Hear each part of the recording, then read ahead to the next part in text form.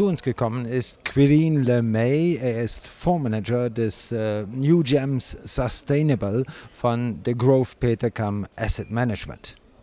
Quirien, nice to meet you here at the Congress. The name of your fund, New Gems Sustainable, is something like an acronym or a play on words.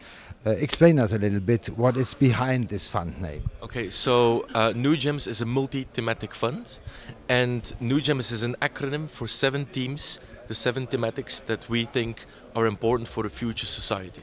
So it's a fund that is not just based on consumers, it's also government, it's environment, it's companies, it's everything. So it's a future society, and the 7 themes that we selected, nanotechnology, ecology, wellness, Generation Z, e-society, manufacturing 4.0 and security, these are the themes that we think will shape a future society.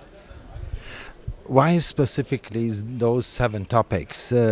Winner of today and tomorrow, innovation, society 5.0, that are aspects you are mentioning in your presentation. So we believe that every one of those themes have structural growth drivers for the next, let's say, 5, 10, 20 years. Because these are the companies that innovate, these are the companies that disrupt, and we'd like to avoid traditional industries. We do not invest in oil and gas companies, we do not invest in utilities. We invest in companies that shape a future society, innovative and disruptive companies. Let us go deeper into the different topics. Nanotechnology, ecology and e-society or electrification might explain themselves, but what about wellness and Generation Z? Well, Generation Z is about the youth of today and the fact that they are doing things differently than we did or our parents did. So it's about different shopping behavior. For instance, Netflix is a good example. People watch, or the youth of today no longer watches traditional media. They watch it when they want, where they want, how they want. So Netflix is a good example. It's also, for instance, in gaming world and in the music world, those are things that we see changing consumer behavior. For instance, in music, it's music streaming. In gaming, it's the fact that nobody goes to a shop anymore to buy the box and then goes home and installs it. No, they just download it from the internet, or from Xbox Live or PlayStation Network. So these are, those kind of sales bring much higher margins, for instance. So there's a fantastic driver as an investor. And so this is what Generation Z is about, changing consumer behavior, the youth of today, what are they doing? And then we have wellness. Wellness is a very broad topic. I would say anything to do with human and animal health. The aging theme is there. If you know that probably in 10, 15 years, 1/3 of the Japanese population will be older than 60, there's a very big aging problem. And so aging is part of it. But it's to do with everything with human and animal health in general.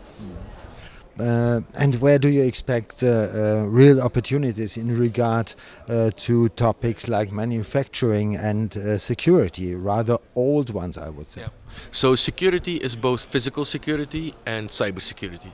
Obviously, cybersecurity, we believe there's the highest prospects, the highest possible growth that we think, because for instance, with the Internet of Things, you will have millions of devices that will be connected. Every connection point is a possible entry point for somebody who had bad intentions. And so we believe cybersecurity will only be more and more important. Also, given the fact that we see some high-profile cyber breaches, this is not good for companies. It's not good for their reputation. It's not good for their business. So we think in terms of priorities at CIOs, at companies, cybersecurity will always be very high, and it's the last thing that they will cut. So in that sense, it's also defensive. And there's a lot of fantastic companies.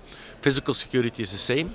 For instance, with the Olympics in Japan, we see that physical security companies are actually doing really well because you will need more physical security. With the terrorist attacks and things like that, people want to be very secure. Now, that is the security part. The manufacturing 4.0 part is a very, let's say, broad theme, and we would say that in anything related to automation, robotics, the use of artificial intelligence, there is a lot of opportunities there, and we also think these are structural growth drivers for the next 10 years. You are stressing that the integration of ESG factors is crucial to your concept, but nearly every asset manager today is claiming that they are integrating ESG factors in their investment process. But so, how serious is the Growth Petercam Asset Management really about that, and how far do you go regarding the integration of ESG? Okay, so first of all, the Growth Petercam has been doing it for more than a decade. So this is not something we started last year. Second of all, the moment somebody excludes something, they call themselves ESG. Now we have two phases in our ESG process. The first phase is basically your typical exclusion phase. We cannot invest in companies that have a level 5 controversy or that are defense companies, tobacco companies. We cannot do all those kind of things.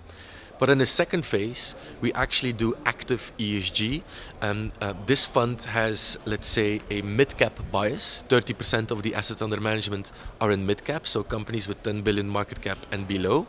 You do not find a lot of research, ESG research on those companies. So we are a bit forced to do it ourselves, but we are doing it ourselves. So what do?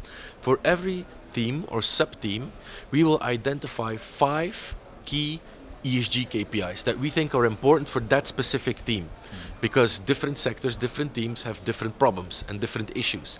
So we identify the 5 key ESG KPIs in our opinion, and what we try to do is avoid the risks. So we will just avoid the worst within that group. It's not about having the best ESG companies. It's about avoiding risks, and that's what we do in ESG. Thank you very much for explaining it to us and for being with us here at the conference. Thanks a lot.